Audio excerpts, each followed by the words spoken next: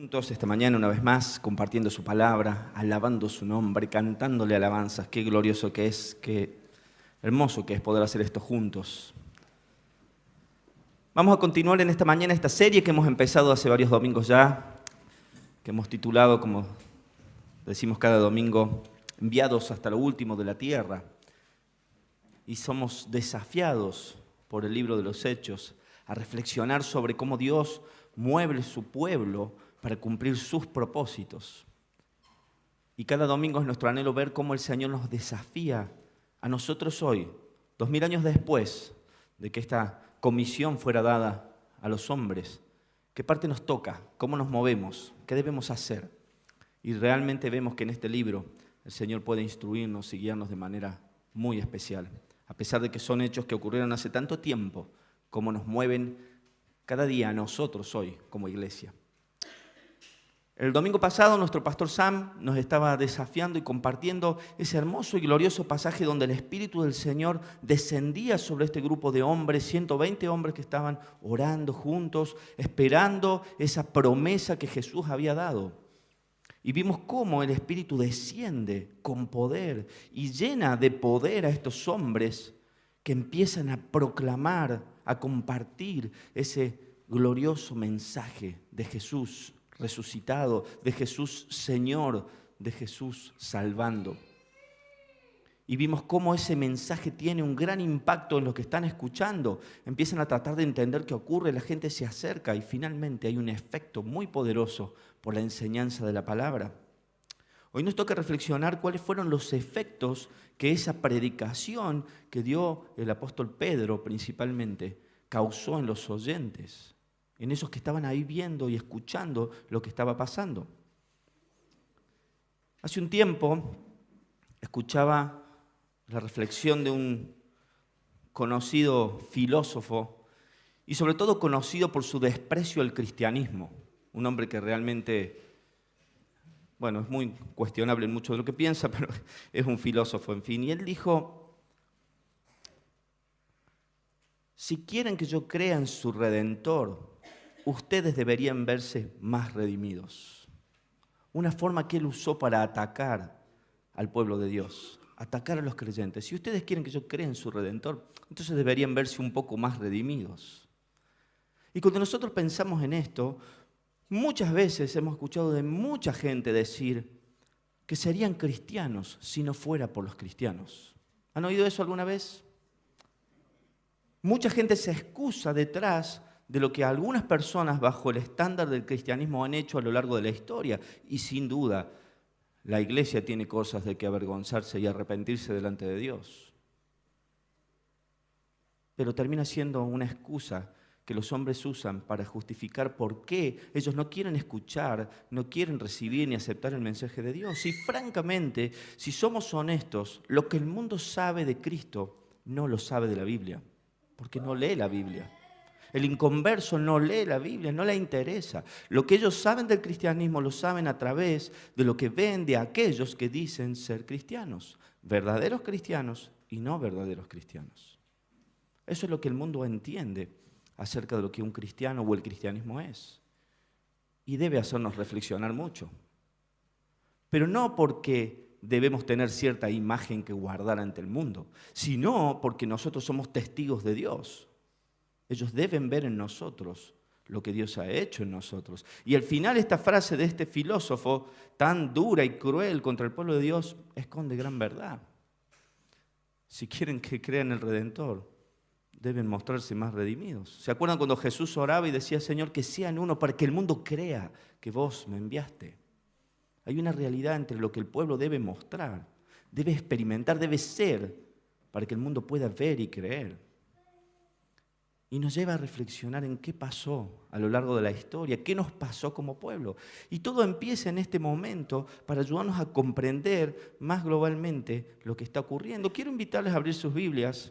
Vamos a estar leyendo esta mañana el libro de los Hechos, capítulo 2, versículos 40 y... Espera que se me corrió acá. Vamos a estar viendo del 42 al 47, Pero voy a leer del 41 porque nos va a ayudar a conectar un poquito mejor la historia.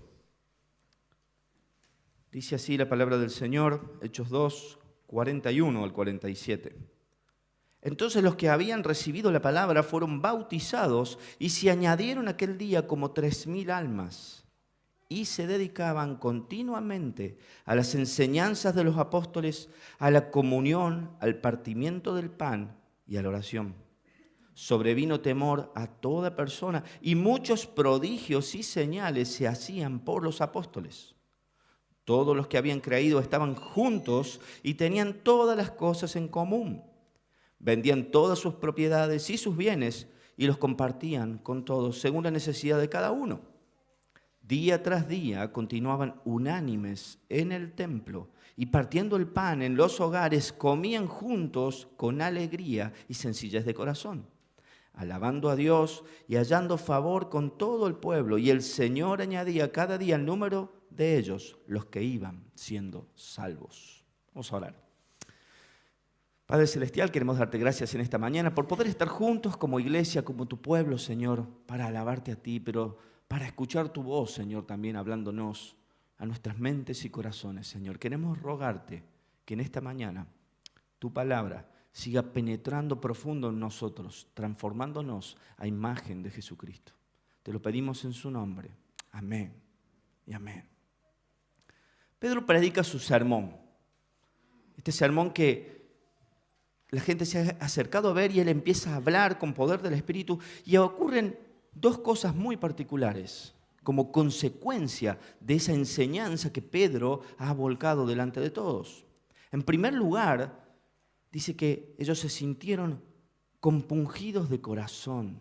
En el versículo 37 dice así: al oír esto, conmovidos profundamente, dijeron a Pedro y a los demás apóstoles: hermanos, ¿qué haremos? ¿Qué haremos? Conmovidos profundamente, dice esta traducción. Reina Valera dice compungidos de corazón.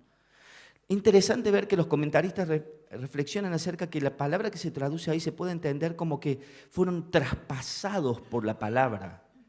La palabra penetró sus almas, sus corazones, los traspasa, les da una convicción tan profunda de lo que se estaba diciendo, que estos hombres tienen solo una reacción posible. ¿Qué vamos a hacer? ¿Qué haremos? Porque han entendido lo que se les acaba de decir, han entendido lo que Cristo había hecho, pero han entendido su culpa. Cristo ha muerto por ellos. Y no solamente por ellos, porque ellos lo acusaron o porque ellos le dieron la espalda, ha muerto por sus pecados.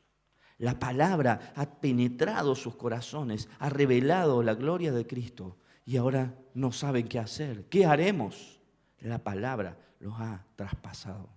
Esto es lo primero que ocurre después de que ese sermón de Pedro es predicado. Y lo segundo que ocurre es que el Espíritu mismo obra con poder, llevando a 3,000 personas a convertirse a la fe en el Señor Jesucristo en un momento. El mayor avivamiento del pueblo de Dios en la historia. 3,000 muertos inmediatamente reciben vida por gracia de Dios, por el Espíritu. 41 que leímos recién. Entonces los que habían recibido su palabra fueron bautizados y se añadieron aquel día 3,000 almas. Miren lo que está ocurriendo. El poder de la palabra traspasando esas almas, dando convicción de pecado. Hombres y mujeres que rinden sus corazones al Señor, lo confiesan como Salvador, se bautizan. Y el mismo día 3,000 nuevos creyentes han empezado la primera iglesia. Ahora nosotros vemos que es un punto para reflexionar profundamente, porque 3,000 personas de repente empiezan a cambiar. Si alguien ha sido transformado por el Espíritu de Dios, debería haber una evidencia de ese cambio en su interior. Vidas cambiadas resultan en estilos de vidas cambiados. Hemos dicho esto muchas veces. Es una forma de entender lo que está pasando en el corazón de alguien. Cuando su vida ha sido transformada, su forma de vivir cambia, su forma de pensar cambia, todo en ellos cambia. Y deberíamos reflexionar mucho en esto. Si nosotros entendemos, creemos que hemos sido cambiados por el Espíritu de Dios, como estas personas lo fueron, tendríamos que exhibir evidencias de nuestras propias vidas de que nuestro estilo de vida cambió. Y si no es así, deberíamos aún preguntarnos qué fue de nuestra verdadera conversión, si realmente hemos sido cambiados por el Señor. Aquellos que son transformados por el Espíritu y que el Espíritu llena, adquieren nuevas características. Y eso es lo que está en este texto que hemos leído hoy. Nuevas perspectivas de la vida, las cosas que antes les importaban, ya no les importan tanto. Hay nuevos afectos, hay nuevos valores, cosas que antes no valoraban y ahora sí valoran. Si nosotros pensamos, Jesús mismo era una persona que ellos no valoraban para nada. La acusación de Pedro es, ustedes mismos lo entregaron en manos de los romanos y lo mataron. Ustedes no valoraban a Jesús, pero ahora valoran a Jesús. Han puesto su fe en Jesús.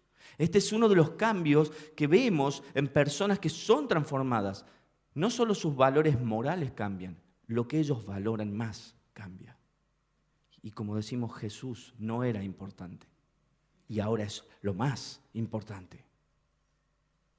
Y para todos aquellos que hemos puesto nuestra fe en Jesús, que por obra del Espíritu hemos creído en Él, pasa lo mismo. Antes de creer en Jesús, ¿cuánta gente dice, bueno, escucharemos de eso en otro momento, no me interesa tanto? Y cuando uno quiere compartir el Evangelio hay cierto desinterés. No me importa, no me es importante. No hay valor.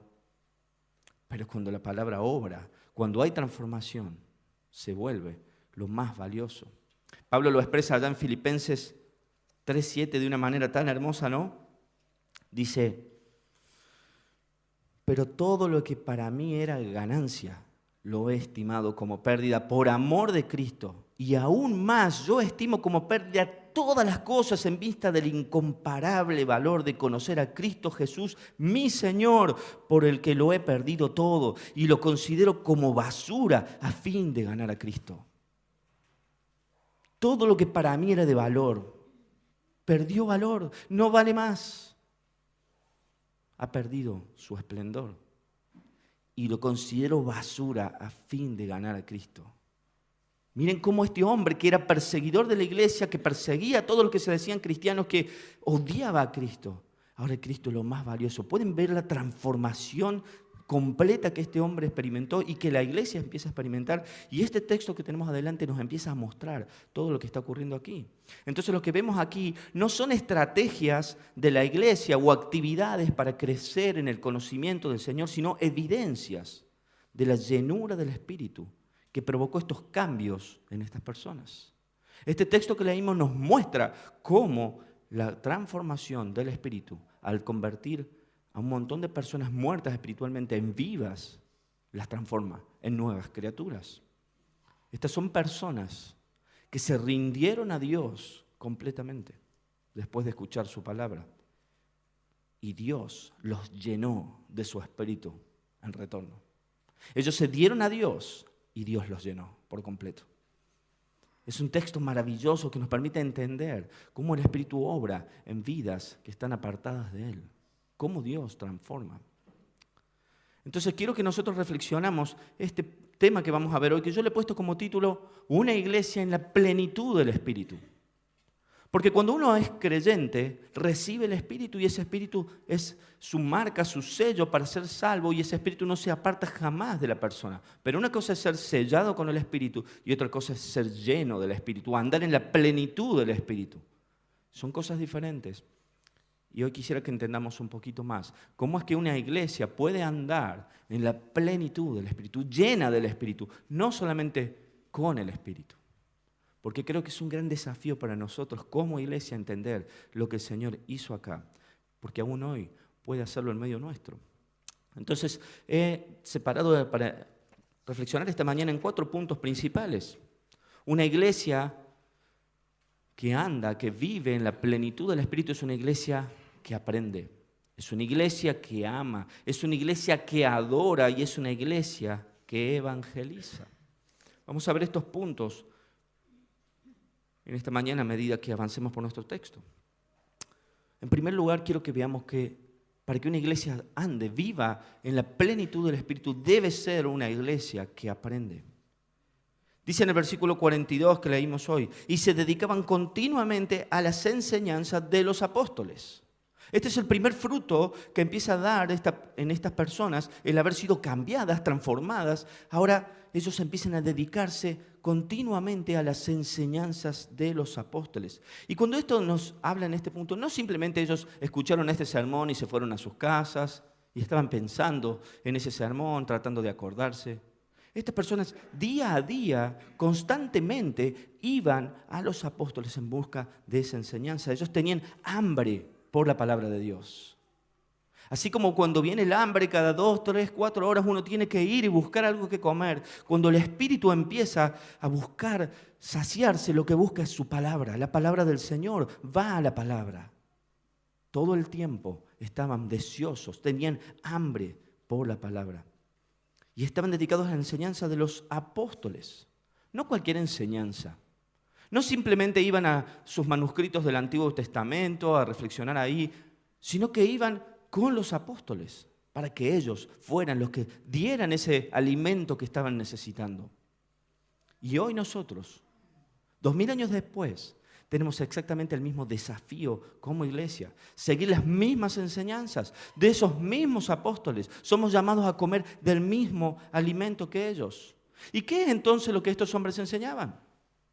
Bueno, acá el texto no nos dice de qué estaban hablando particularmente, cuáles eran las enseñanzas apostólicas, pero podemos inferir con facilidad de qué se trataba primero por el primer discurso de Pedro, por el segundo discurso de Pedro que viene en el próximo capítulo, pero también porque lo vemos a lo largo de todo el Nuevo Testamento. ¿Cuáles eran las enseñanzas de los apóstoles? Ellos principalmente hablaban de la encarnación de Jesús, de la vida de Jesús, de la muerte de Jesús, de la resurrección de Jesús, del ascenso de Jesús, de las obras de Jesús, de las enseñanzas de Jesús.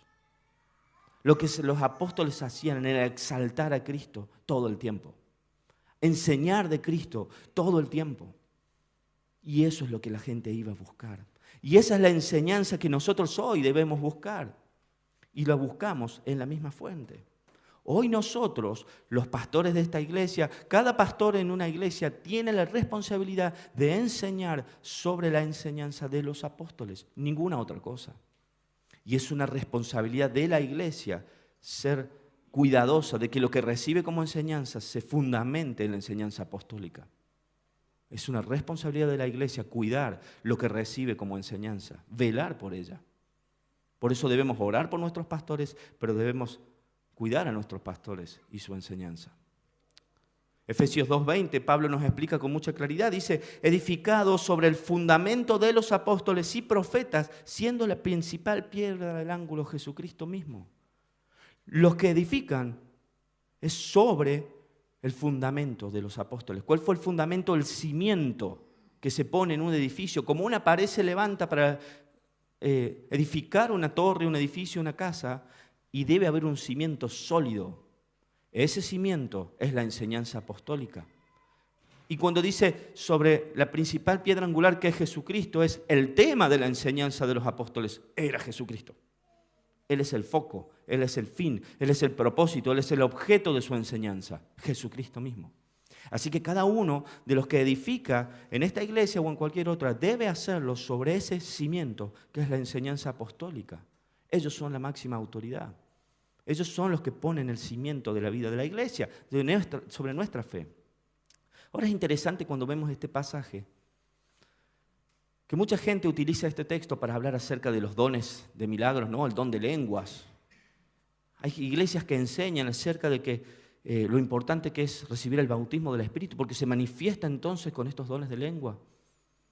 Sin embargo, este texto nos está hablando de que la llenura del Espíritu, la plenitud del Espíritu no tiene tanto que ver con un don especial de poder que nosotros podemos ver en los creyentes, sino con un deseo profundo de ver y andar en la palabra del Señor. Buscar conocer de Jesús por medio de la enseñanza apostólica. Lo que está pasando es que el Espíritu obró en lenguas para que pudieran escuchar todos los que estaban ahí la palabra del Señor. No fue para mostrar poder en los apóstoles, no fue para que fuera una señal espantosamente gloriosa y que todos tuvieran que convertirse. fue para que pudieran oír, cada uno, en su propia lengua, la palabra del Señor. La llenura del Espíritu tiene que ver con el deseo de oír y con el poder comunicar. Ese temor que los apóstoles tenían encerrados se convirtió en mozo denuedo para hablar su palabra sin temor. Ya nada lo frenaba. Y si lo frenaba el lenguaje, Dios cambiaba eso. Se trataba de escuchar la palabra de Dios. Eso era andar en la plenitud del Espíritu, recibiendo, buscando su palabra. Una iglesia que quiere andar, vivir en la plenitud del Espíritu es una iglesia que debe vivir en su palabra, que aprende su palabra. Dice en el versículo 43 que sobrevino temor a toda persona y muchos prodigios y señales se hacían por los apóstoles. Es cierto que el Señor a los apóstoles le concedió dar muchos milagros, resucitaron muertos, sanaron personas, como Jesús había hecho. Jesús les dio esa autoridad a ellos. Y esa autoridad que ellos recibieron fue puntualmente para que su testimonio fuera creíble, fuera fuerte delante de todos los que veían, que causó este efecto en parte de dar temor a los que veían. No eran solo palabras, eran palabras con poder, eran palabras que transformaban, eran hombres que testificaban poderosamente la palabra de Dios. Pero no todos los creyentes recibían estos dones, ellos iban a los apóstoles a escuchar su palabra. La fuente de autoridad había sido dada a ellos, ellos establecerían el fundamento. El Espíritu de Dios lleva al pueblo de Dios a someterse a la palabra de Dios. Esa es la tarea que el Espíritu empieza a hacer en los corazones de esta iglesia. Juan 16:14 dice Jesús hablando del Espíritu, Él me glorificará cuando venga, porque tomará de lo mío y se lo hará saber a ustedes. La tarea del Espíritu era enseñar sobre Cristo a los creyentes. Dar convicción sobre Cristo a los creyentes, revelar a Cristo a los creyentes. Esa era la tarea, tomará de lo mío y se lo hará saber, les dará conocimiento acerca de Jesucristo. Esa era la tarea que el Espíritu iba a hacer y es la tarea que el Espíritu hizo en esta primera iglesia que nosotros vemos. Ellos comenzaron a creer y escuchar la palabra.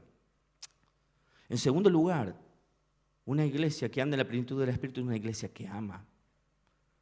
Es una iglesia que ama. Fíjese que el 42 sigue diciendo, y se dedicaban continuamente a las enseñanzas de los apóstoles, a la comunión, al partimiento del pan y a la oración. La comunión era algo fundamental en ese tiempo. Nuestra comunión principalmente es con el Padre, con el Hijo y con el Espíritu. Esa es nuestra principal comunión, pero también expresa lo que compartimos, esa unión que debemos tener entre todos aquellos que son creyentes también, entre lo que damos y lo que recibimos, es tener todo en común.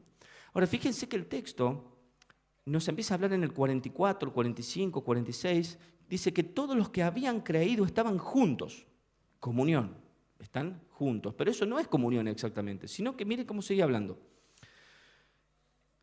Y tenían todas las cosas en común. O sea, aclara esto, estar juntos no significa que tenemos comunión. Podemos estar juntos esta mañana, pero no tener todo en común. Uno va a un evento de lo que sea, a un recital, a una muestra, y está con otra gente. ¿Eso significa que yo tenga comunión con esa gente? No necesariamente. Estamos juntos porque nos ha unido algo, pero no significa que tenemos todo en común. No había necesariamente comunión. Fíjese entonces cómo sigue diciendo. Y tenían en común todas las cosas, y vendían sus propiedades y sus bienes, y los repartían a todos según la necesidad de cada uno. Y perseverando unánimes cada día en el templo y partiendo el pan en las casas, comían juntos con alegría y sencillez de corazón.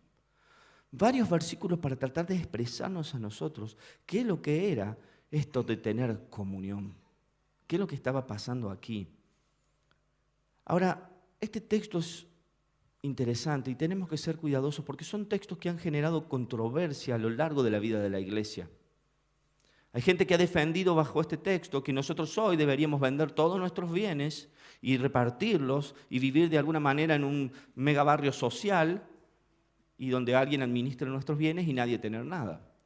Como eso no nos gusta y nos parece espantoso y raro y socialismo que no queremos llevar, entonces, ¿qué pasa? Agarramos este texto, lo ignoramos por completo y decimos, no, eso era para la iglesia primitiva, no tiene nada que ver con nosotros, no hay que aplicarlo. Y creo que ninguna de esas puntas es razonable para entender lo que Dios está haciendo acá. Entonces tenemos que entender algo. Este texto que nosotros tenemos adelante es un texto descriptivo. Significa que nos va a contar algo que pasó. No es un texto prescriptivo, es decir, no nos instruye acerca de que lo que nosotros debemos hacer es esto. Pero sí debemos entender lo que está pasando y es que de qué manera nos impacta a nosotros. Entonces estamos leyendo lo que pasó acá. Y esto pasó. Entonces tenemos que entender por qué pasó, para qué pasó y qué debemos aprender de ahí. Entonces, sin duda no se refiere a que nosotros debemos vender todo lo que tenemos y dárselo a los apóstoles o a los pastores de la iglesia y que ellos lo administren. Ni Jesús ni los apóstoles prohibían las posesiones. Por un lado nosotros vemos en este texto que dice que comían en sus casas, así que las casas todavía estaban, todavía tenían sus casas, el mismo texto nos da a inferir eso. Comían en sus casas. Así que eso por un lado está claro. Y por otro lado tenemos historia más adelante cuando nosotros vemos el caso de Ananías y Zafira, un poquito más adelante, ¿se acuerdan este matrimonio que vende una propiedad y la lleva a los pies de los apóstoles? Y nosotros vemos un texto muy fuerte de que estos mienten por el valor de la propiedad y caen muertos. Y la verdad que nos hace temer y pensar qué está pasando acá. ¿Tan celoso es Dios de que demos el 100% de lo que teníamos? Y es interesante porque ese texto en el Hechos 5:4 nos va a decir, Pedro hablándole a ellos le dice, escuchen, reteniéndola a la propiedad, reteniéndola, ¿no te quedaba a ti? ¿No era tuya? ¿Para qué la vendiste? No tenías que venderla. Eso es lo que primeramente Pedro está diciendo. Y vendida. Ok, la vendiste. ¿No estaba en tu poder? ¿No era tuyo el dinero todavía? No tenías que traerlo. Entonces el problema no era si vendían o no las casas, y el problema no era si traían o no el dinero. Miren cómo en este texto se nos explica con claridad.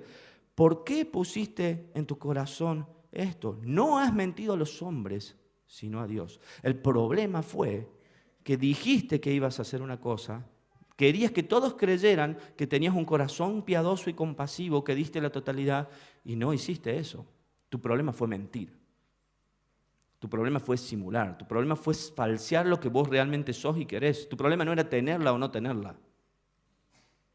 Porque vos podrías haber dicho, yo voy a dar la mitad de lo que tengo, un cuarto de lo que tengo, el 10 de lo que tengo, 5 de lo que tengo.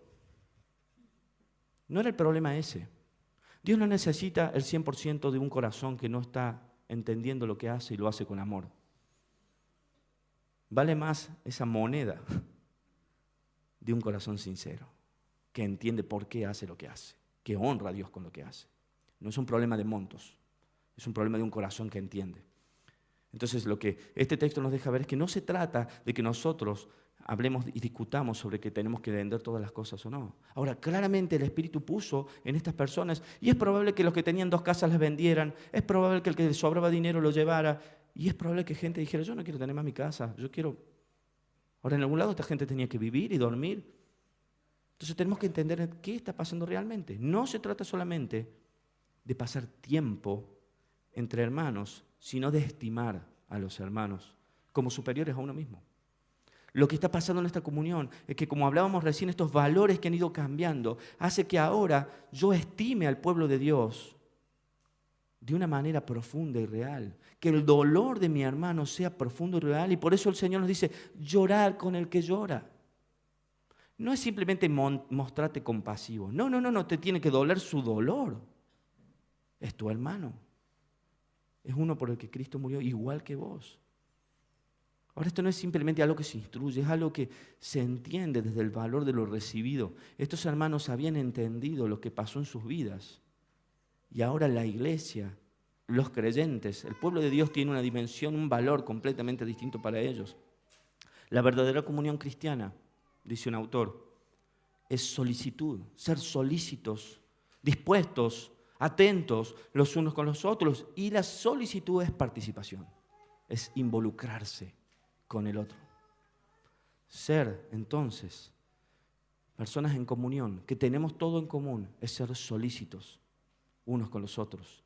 Y ser solícitos es tener participación unos con los otros. Entonces, al no considerar como suyo nada de lo que poseían, y acá viene el punto de discusión, la mayordomía de sus bienes. Ellos empiezan a entender que sus bienes, que ellos habían perseguido, que ellos habían construido, que ellos habían adquirido, empiezan a entender que no son suyos, que sus bienes pertenecen a Dios.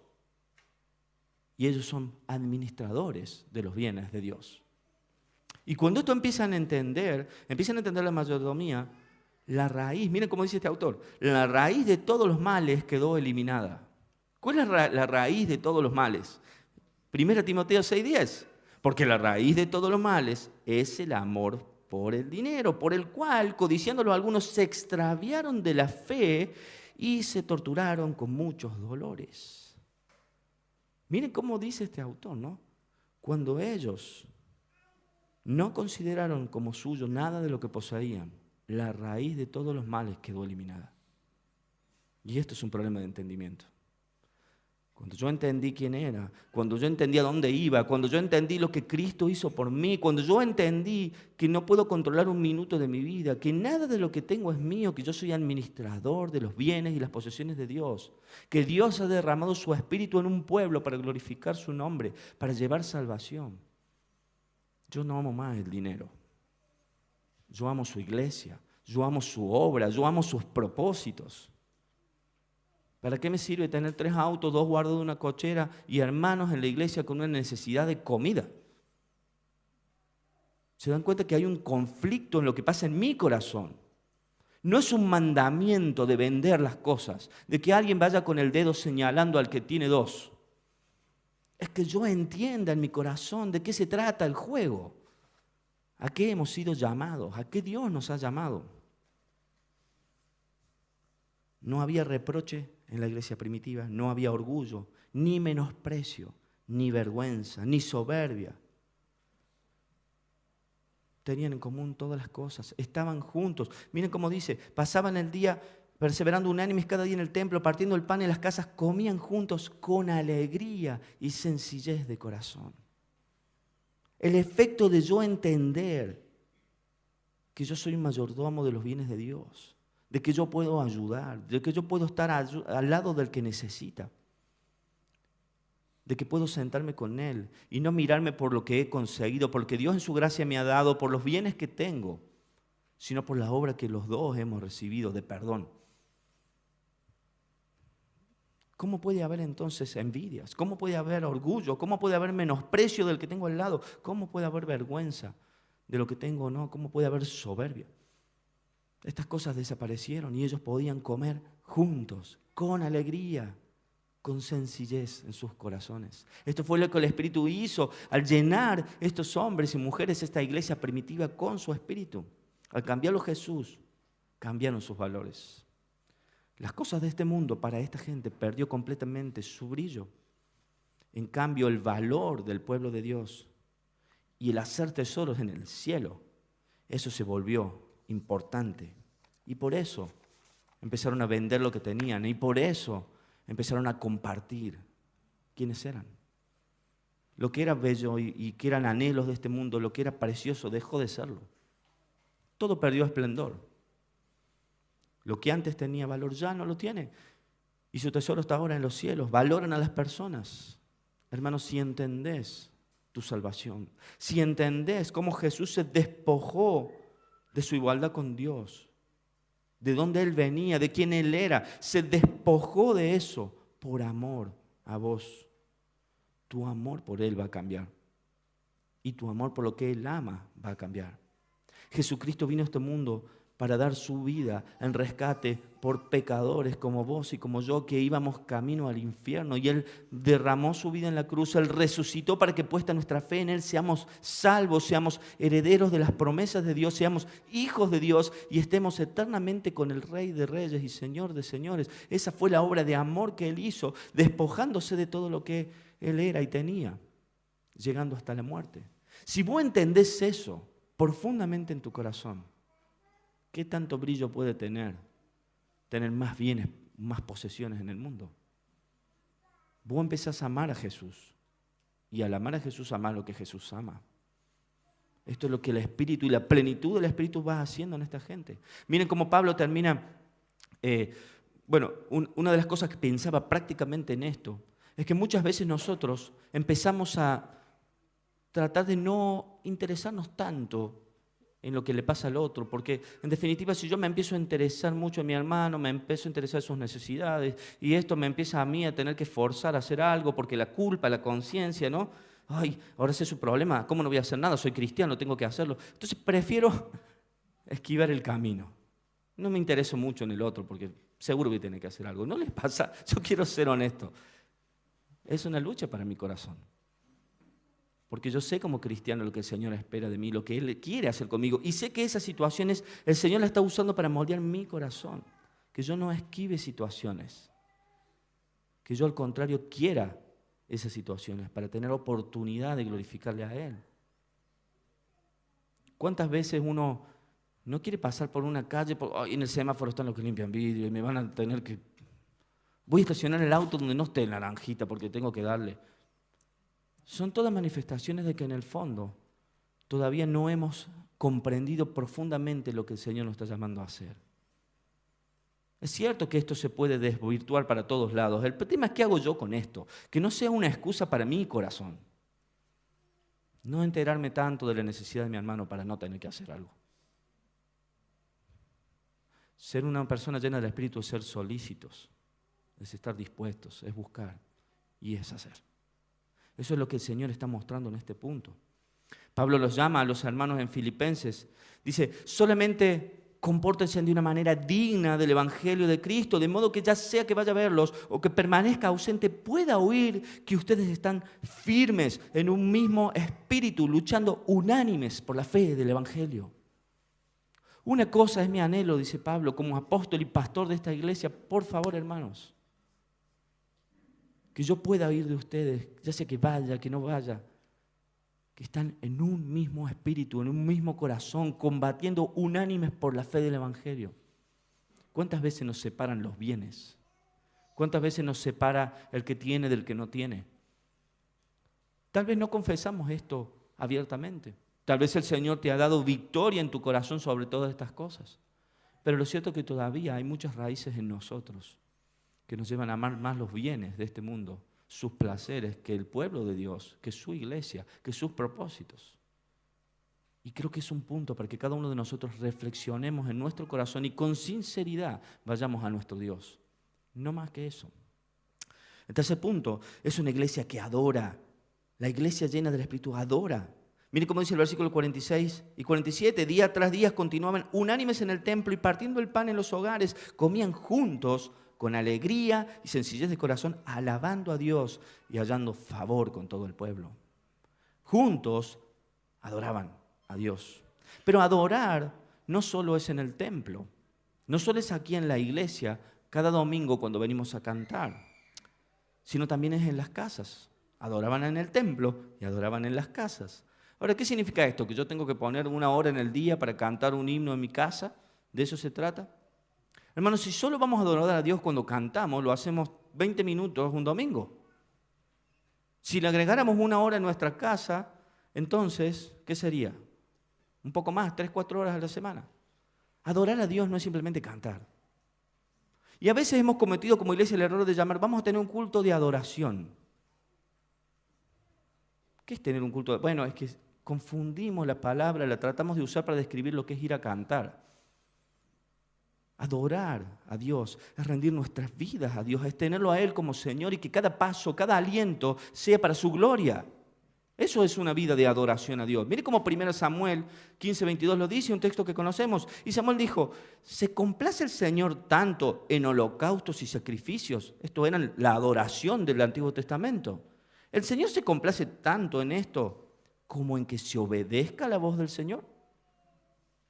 ¿Qué creen que complace más al Señor? Entiende, el obedecer, es mejor que un sacrificio y el prestar atención que la grosura de los carneros. La mejor alabanza, la mejor adoración que uno puede llevar a su Dios es obedecerle. es reconocerle como Señor, es caminar bajo su autoridad, es honrarle a Él. Y eso puede pasar cada minuto de tu vida. Si buscas por el Espíritu que el Señor te conceda caminar en obediencia y sujeción a Él. Andar en obediencia. Esa es la mayor adoración que uno de nosotros, que cada uno de nosotros puede llevar a Dios, honrarle en su palabra. Eso es adorar a Dios. Es dar nuestras vidas para su gloria. No es otra cosa. A punto que todos estaban asombrados, dice el texto en el 43. Cristianos y no cristianos por igual, en un temor reverente. Mire el versículo 43, dice que sobrevino temor a toda persona. Y lo puse acá ese versículo, porque de alguna manera lo que pasa con esta gente es tan profundo que genera temor. No está hablando del temor que dieron las lenguas de fuego o la predicación de Pedro, está hablando del temor que causó esta iglesia primitiva. Sobrevino temor a toda persona. Vino temor en los corazones tanto de creyentes como de no creyentes. Dios había visitado a su pueblo. Dios había estado entre ellos y ahora lo sabían. Este Jesús que no conocieron, ahora tenía sentido. Era Dios entre ellos. Se llenaron de humildad, se llenaron de asombro, se llenaron de adoración. Su vida completa se convirtió en adoración. Sus bienes fueron para adorar a Dios. Sus relaciones fueron para adorar a Dios. Dios lo visitó. Se llenó de temor toda persona, creyentes y no creyentes. Dios en medio de ellos causó esto. Ahora entendían esto. Y ellos se dedicaron a adorar. Y en cuarto lugar, es una iglesia que evangeliza. Versículo 47 termina diciendo, y el Señor añadía cada día al número de ellos los que iban siendo salvos. El Señor añadía. Ahora es interesante que nosotros cuando leemos este texto, casi pareciera que bueno, todos los creyentes hicieron esto, se sentaron a comer y cantar, y de repente tocaban la puerta, otro creyente, otro creyente, otro creyente. Uf, nos sentamos acá y que vengan. Pero no es lo que está pasando en el texto. Pero ¿saben por qué? No solo porque nosotros podemos inferir del mismo texto, sino porque no es el mandamiento de Jesús, no es la ordenanza de Jesús y no es lo que el libro de los Hechos nos está expresando acerca de lo que pasa en este tiempo. ¿Cómo iban a ser salvos? Sabemos que la salvación es soberanía de Dios. Dios obra salvación soberanamente en las personas. Pero ellos iban siendo salvos porque se les predicaba la palabra. Estos hermanos no estaban tan ocupados aprendiendo, tan ocupados compartiendo y tan ocupados adorando que se olvidaron de llevar el testimonio de Jesús, que fue la comisión que Jesús les dijo. Me serán testigos en Jerusalén, en Samaria, en Judea. Ellos no se olvidaron en su hermoso tiempo de comunión de que tenían que ir y compartir el Evangelio. No fue así como pasó. Porque nosotros vemos que en el libro de los Hechos, a medida que avanza, que ellos compartían sin cesar en todo tiempo, a pesar de la persecución, a pesar de la extorsión, a pesar del temor, compartían sin cesar el Evangelio. Porque mientras vivían como iglesia, predicaban la palabra, llevaban la palabra. Y el Señor glorificaba esa predicación, honraba esa predicación, dando salvación y vida a los que oían. Y día tras día personas recibían al Señor como Salvador. El Espíritu Santo es un espíritu misionero. El Espíritu Santo tiene el propósito de llevar a las personas al conocimiento de Jesús. Y el Señor sin dudas es el que soberanamente llama al arrepentimiento, pero eligió salvar a las personas específica y puntual y particularmente por la predicación del Evangelio. No es por otra manera. 1 Corintios 1:21, pues ya que en la sabiduría de Dios el mundo no conoció a Dios mediante la sabiduría, agradó a Dios salvar a los creyentes por la locura de la predicación. La única forma que personas llegan a la salvación es porque oyen el mensaje de la salvación de Jesucristo. Por boca de hermanos, de creyentes que proclaman y llevan su palabra hasta lo último de la tierra. Así que debemos entender que la evangelización es una tarea humana con autoridad divina. Es una tarea del hombre embestida de poder y autoridad de parte de Dios. Dios es responsable del resultado de quienes Él decide salvar soberanamente. El hombre es responsable de predicar fielmente su evangelio hasta lo último de la tierra. Esa es nuestra comisión. Y esta es la comisión que estos hermanos llevaron adelante. Por eso, día tras día, personas llegaban a la fe. Si pretendemos ser una iglesia que anda en la plenitud del Espíritu, debemos aprender de Dios, debemos amar a Dios y a nuestros hermanos, debemos adorar a Dios en todo tiempo y con todos nuestros bienes y con todas nuestras cosas, y debemos proclamar su evangelio. Esta es una iglesia que anda, que vive en la plenitud del Espíritu. Quiero para terminar leerles una cita del comentario de Stott sobre este pasaje, porque me pareció brillante cómo él define este punto, cómo él cierra esta idea. Miren cómo dice, John Stott hablando, dice: repasando las marcas de la primera comunidad que experimentaba la plenitud del Espíritu, se hace evidente que todas ellas tenían que ver con las relaciones en la iglesia. Primero, los creyentes estaban relacionados con los apóstoles en sujeción. Les interesaba recibir las enseñanzas de los apóstoles. Una iglesia que goza de la plenitud del Espíritu es una iglesia apostólica, una iglesia neotestamentaria que ansía creer y obedecer todo lo que Jesús y los apóstoles enseñan.